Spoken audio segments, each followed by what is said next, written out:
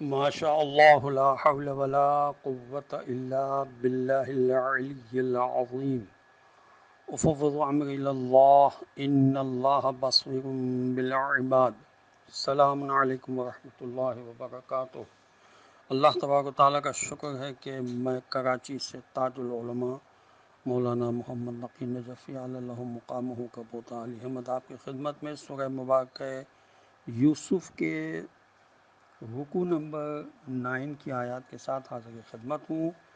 سورہ یوسف قرآن مجید کا 12 نمبر کا سورہ ہے اور اس کے 9 رکوع میں 11 آیات ہیں جن کے نشانات ہیں 69 سے لے کر 79 تک۔ آیت نمبر 69 سے تلاوت کا میں شرف حاصل کر رہا ہوں۔ اعوذ باللہ من الشیطان اللعین الرجیم، بسم اللہ الرحمن الرحیم۔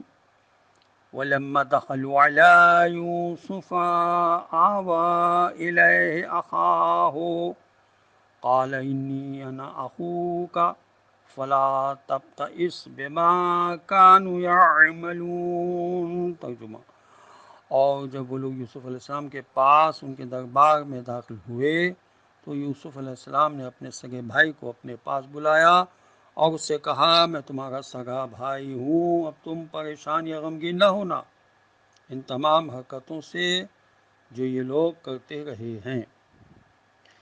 جب سارے بھائی بنیامین کو ساتھ لے کر حضرت یوسف علیہ السلام کے پاس پہنچے تو بنیامین جو حضرت یوسف علیہ السلام کا سگا بھائی تھا اپنے سوتیلے بھائیوں سے الگ تھلگ رہتا تھا اور ان کے ساتھ کھاتا پیتا بھی نہیں تھا اور اٹھتا بیٹھتا بھی نہیں تھا اور نہ ان سے بات کرتا تھا، کیونکہ وہ ان کو اپنے بھائی حضرت یوسف علیہ السلام کا قاتل سمجھتا تھا۔ جب وہ سب مصر پہنچے تو حضرت یوسف علیہ السلام نے اپنے سگے بھائی بنیامین کو پہچان لیا، کیونکہ وہ اپنے تمام بھائیوں سے الگ دور جا کر بیٹھا۔ حضرت یوسف علیہ السلام نے اس سے پوچھا کہ تم اپنے بھائیوں کے ساتھ کیوں نہیں بیٹھتے؟ بنیامین نے کہا کہ یہ لوگ ایسے ہیں کہ میرے بھائی یوسف علیہ السلام کو میرے باپ سے جدا کر کے لے گئے تھے اور پھر اسے واپس نہیں لائے اور کہہ دیا کہ اسے بھیڑیا کھا گیا۔ بس اسی وقت سے میں نے یہ عہد کر لیا کہ جب تک میں زندہ رہوں گا ان سے الگ تھلگ رہوں گا۔ حضرت یوسف علیہ السلام نے پوچھا، کیا تم نے شادی کی؟ اس نے کہا ہاں۔ پوچھا کتنے بیٹے ہیں؟ اس نے کہا 3 بیٹے ہیں۔ پوچھا ان کے نام کیا کیا ہیں؟ کہا ایک کا نام بھیڑیا، دوسرے کا نام کوتا، تیسرے کا نام خون ہے۔ تو پوچھا تم نے یہ نام کیوں رکھے ہیں؟ کہا اپنے بھائی یوسف علیہ السلام کی محبت کی وجہ سے، تاکہ جب اپنے کسی بیٹے کو پکاروں تو مجھے میرے بھائی یوسف علیہ السلام کی مصیبت یاد آ جائے۔ اس پر حضرت یوسف علیہ السلام نے حکم دیا کہ سب درباری باہر چلے جائیں، صرف بنیامین کو روک لیا جائے۔ جب سب درباری باہر چلے گئے تو حضرت یوسف علیہ السلام نے بنیامین سے کہا، انی انا اخوکا، میں ہی تیرا بھائی یوسف علیہ السلام ہوں، میں چاہتا ہوں کہ تم میرے پاس رہو۔ بنیامین نے کہا، میرے بھائی مجھے یہاں نہیں چھوڑیں گے، کیونکہ میرے والد نے ان سے سخت عہد لیا ہوا ہے۔ حضرت یوسف علیہ السلام نے کہا، میں ایک ترکیب کروں گا، تم انکار نہ کرنا اور میری یہ باتیں بھی ان کو نہ بتانا۔ یہ تفسیر صافی میں بحوالہ تفسیر قم میں لکھا ہوا ہے۔ آیت نمبر 70۔ وَلَمَّا جَهَّزَهُم بِجَهَازِهِمْ جَعَلَ السِّقَایَةَ فِي رَحْلِ أَخِیهِ ثُمَّ أَذَّنَ مُؤَذِّنٌ أَیَّتُهَا الْعِیرُ إِنَّکُمْ لَسَارِقُونَ۔ ترجمہ: پھر جب ان کا سامان تیار کرایا تو پانی پینے کا اپنا پیالہ اپنے سگے بھائی بنیامین کے سامان میں رکھ دیا۔ پھر ایک پکارنے والے نے پکار کر کہا، اے قافلے والوں، یقیناً تم لوگ چور ہو۔ تفسیر صافی میں لکھا ہے کہ حضرت امام جعفر صادق علیہ السلام سے روایت ہے کہ جناب رسول خدا صلی اللہ علیہ وسلم نے فرمایا، نہ تو حضرت یوسف علیہ السلام کے بھائیوں نے چوری کی تھی اور نہ حضرت یوسف علیہ السلام نے غلط کہا تھا۔ حضرت یوسف علیہ السلام کا مطلب یہ تھا کہ تم لوگوں نے یوسف علیہ السلام کو ان کے باپ سے چرا لیا۔ آیت نمبر 71، قالوا واقبلوا علیہم ماذا تفقدون، ترجمہ انہوں نے شاہی حقوق کی طرف متوجہ ہو کر پوچھا آخر تمہاری کیا چیز کھو گئی ہے۔ آیت نمبر 72، قالوا نفقد صواع الملک ولمن جاء به حمل بعیر وانا به زعیم، ترجمہ انہوں نے کہا بادشاہ کے پینے کا پیالہ ہمیں نہیں مل رہا ہے، اور جو اسے لا کر دے گا اس کو ایک اونٹ کے باغ کے برابر اناج انعام میں دیا جائے گا، اور میں خود اس کے دینے کا ذمہ دار ہوں۔ آیت نمبر 73، قالوا تاللہ لقد علمتم ما جئنا لنفسد فی الارض وما كنا سارقین، ترجمہ ان کا خدا کی قسم تم خوب جانتے ہو کہ ہم اس ملک میں خرابی کرنے نہیں آئے اور ہم لوگ چور نہیں ہیں۔ سوا یا سا ایک ایسا برتن تھا جس سے پانی بھی پیا جاتا تھا، پینے کے کام بھی آتا تھا اور ناپا بھی جاتا تھا۔ یہ لفظ مذکر اور مؤنث دونوں طرح استعمال ہوتا ہے، یہ امام راغب نے لغات القرآن میں لکھا ہے۔ اور علامہ عثمانی صاحب نے اپنی تفسیر میں لکھا ہے کہ حضرت یوسف علیہ السلام کے بھائیوں کے کہنے کا مطلب یہ تھا کہ مصر میں ہمارا چال چلن معلوم کیا جا سکتا ہے، ہم نے یہاں کوئی جرم نہیں کیا، نہ ہم یہاں شرارتوں کے لیے آئے ہیں اور نہ ہم چوروں کے خاندان سے ہیں۔ آیت نمبر 74، قالوا فما جزاؤه ان کنتم کاذبین، ترجمہ سکائی نوکوں نے کہا اگر تم جھوٹے نکلے تو چور کی کیا سزا ہوگی۔ آیت نمبر 75، قالوا جزاؤه من وجد في رحله فهو جزاؤه كذلك نجزي الظالمین، انہوں نے کہا سزا اس کی یہ ہے کہ جس کے سامان میں وہ پیالہ مل جائے گا وہی آدمی اس کا معاوضہ ہوگا، ہم تو اسی طرح مجرموں کو سزا دیتے ہیں۔ علامہ عثمانی صاحب نے اپنی تفسیر میں لکھا ہے کہ مخالفین نے یعنی یہ کہا ہے کہ تم فضول بحثیں کر رہے ہو، اگر چوری کا مال تمہارے پاس سے یعنی سامان میں سے نکل آیا تو پھر تم کیا کرو گے۔ علامہ علی نقی صاحب نے اپنی تفسیر فصل الخطاب میں لکھا ہے کہ شریعت ابراہیمی علیہ السلام میں چور کی سزا وہی آدمی معاوضہ ہے، یعنی چوری کرنے والے کو غلام بنا کر اپنے پاس روک لیا جانا یہ اس کی سزا ہوتی تھی۔ اور علامہ مودودی صاحب نے اپنی تفسیر تفہیم القرآن میں لکھا ہے کہ یاد رہے کہ حضرت یوسف علیہ السلام کے بھائی بہرحال نبی زادے خاندان ابراہیمی سے تھے، اس لیے انہوں نے وہی قانون بیان کیا جو شریعت ابراہیمی کا قانون تھا۔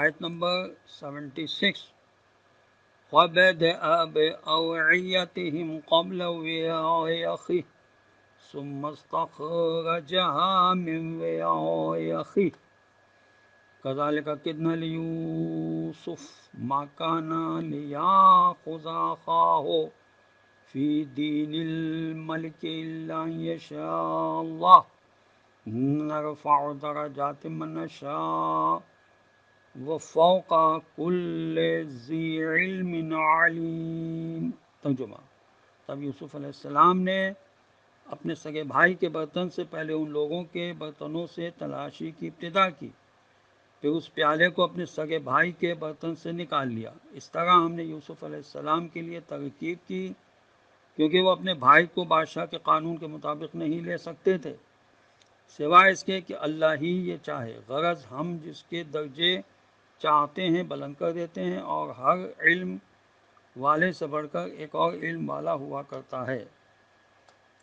علامہ تھانوی صاحب نے اپنی تفسیر میں لکھا ہے کہ خدا کا آخر میں فرمانا کہ تمام علم والوں سے بڑھ کر ایک علم والا ہے، یعنی اگرچہ حضرت یوسف علیہ السلام بڑے عالم و عاقل تھے مگر پھر بھی ہمارے القائے تدبیر کے محتاج تھے، کیونکہ خدا کے علم کے سوا کسی کا علم ذاتی اور ہر چیز پر محیط نہیں ہے۔ ہر شخص کا علم خدا کا عطا کیا ہوا ہے اور محدود ہے. ہاں اللہ کا علم ذاتی بھی ہے اور غیر محدود بھی ہے، اسی لیے مخلوق اپنے علم و تدبیر میں خدا کی تعلیم اور امداد کی ہمیشہ سے محتاج ہے اور رہے گی. تفسیر جلالین میں لکھا ہے کہ مصر کے بادشاہ کے قانون کے مطابق چور کو جسمانی سزا دی جاتی تھی یا چوری کا مال وصول کیا جاتا تھا، مگر خدا نے خود حضرت یوسف علیہ السلام کے بھائیوں کی زبانی یہ کہلوا دیا کہ چور کو ہمارے ہاں غلام بنا لیا جاتا ہے. اس طرح خدا نے خود یہ بندوبست کر دیا کہ حضرت یوسف علیہ السلام اپنے بھائی کو اپنے پاس روک لیں، ورنہ مصر کے قانون کے مطابق وہ روک نہیں سکتے تھے. آیت نمبر 77. قالوا إن يسرق فقد سرق أخ له من قبل وأسرها يوسف في نفسه لم يبدها لهم قال أنتم شر مكانا واللہ اعلم بما تصفون. ترجمہ ان بھائیوں نے کہا اگر اس نے چوری کی ہے تو اس سے پہلے اس کے بھائی نے بھی چوری کی تھی. یوسف علیہ السلام نے ان کی اس بات کو دل میں چھپائے رکھا اور حقیقت ان پر نہیں کھولی. بس اتنا کہا کہ بڑے ہی برے ہو تم لوگ منزلت کے لحاظ سے، اور جو الزام تم لگا رہے ہو اس کی حقیقت خدا خوب جانتا ہے. تفسیر طبیان میں لکھا ہے کہ شیخ طوسی نے حضرت یوسف علیہ السلام دسترخوان سے کچھ کھانا فقیروں کے لیے بچا کر رکھ لیتے تھے، جس کو حضرت یوسف علیہ السلام کے بھائیوں نے چوری کہا. آیت نمبر 78. قالوا یا ایھا العزیز ان له ابا شیخا کبیرا فخذ احدنا مکانہ انا نراک من المحسنین. ترجمہ ان کے بھائیوں نے کہا اے عزیز مصر، بادشاہ مصر، یقین مانیے کہ اس کا باپ ایک بہت ہی برا شخص ہے، آپ اس کی جگہ ہم میں سے کسی ایک کو رکھ لیجئے، ہم تو آپ کو بڑا ہی نیک اور احسان کرنے والا انسان دیکھتے ہیں. تفسیر ماجدی میں لکھا ہے کہ محققین نے نتیجہ نکالا کہ عزیز مصر کا خطاب مصر کے ہی بادشاہوں کے لیے استعمال ہوتا تھا، نیز یہ لفظ بڑے بڑے لوگوں کے لیے بھی استعمال ہوتا تھا، جیسے ہمارے ہاں سرکار، عالی جناب، عالی مرتبہ جیسے الفاظ استعمال ہوتے ہیں. آیت نمبر 79 اس رکوع کی آخری آیت ہے. قال معاذ اللہ ان ناخذ الا من وجدنا متاعنا عنده انا اذا لظالمون. ترجمہ یوسف علیہ السلام نے کہا اللہ کی پناہ، دوسرے کسی شخص کو ہم کیسے رکھ سکتے ہیں جس کے پاس ہم نے اپنا مال پایا ہے، اس کو چھوڑ کر کسی دوسرے کو اگر ہم رکھ لیں تو اس صورت میں تو ہم ظالم قرار پائیں گے. تفسیر ماجدی میں لکھا ہے کہ محققین نے نتیجہ نکالا کہ عزیز مصر کا خطاب مصر کے ہی بادشاہوں کے لیے استعمال ہوتا تھا، نیز یہ لفظ بڑے بڑے لوگوں کے لیے بھی استعمال ہوتا تھا، جیسے ہمارے ہاں سرکار، عالی جناب، عالی مرتبہ جیسے الفاظ استعمال ہوتے ہیں. اور حضرت یوسف علیہ السلام کا یہ فرمانا کہ تب یقیناً ہم ظالم ہوں گے، اس کا مطلب یہ ہے کہ اگر میں کسی دوسرے آدمی کو چور کی جگہ پکڑ کر رکھ لوں تو یہ ظلم ہوگا. اور دوسرا مطلب یہ بھی ہو سکتا ہے کہ جب خدا نے ہمیں صرف بنیامین کے روکنے کی اجازت دی ہے تو اس کے بجائے کسی اور کو روکنا ظلم ہوگا. خداوند عالم کی بارگاہ میں دعا ہے کہ پروردگار ہمیں قرآن پڑھنے، سمجھنے اور اس پر عمل کرنے کی توفیق نصیب کرے، اور وارث قرآن حضرت امام الزمانہ عجل اللہ تعالی فرجہ شریف کے ظہور میں خداوند عالم تعجیل فرما دے اور ہمیں ان کے اعوان و انصار میں شامل ہونے کی توفیق نصیب ہو. وآخر دعوانا ان الحمد للہ رب العالمین. السلام علیکم ورحمۃ اللہ وبرکاتہ.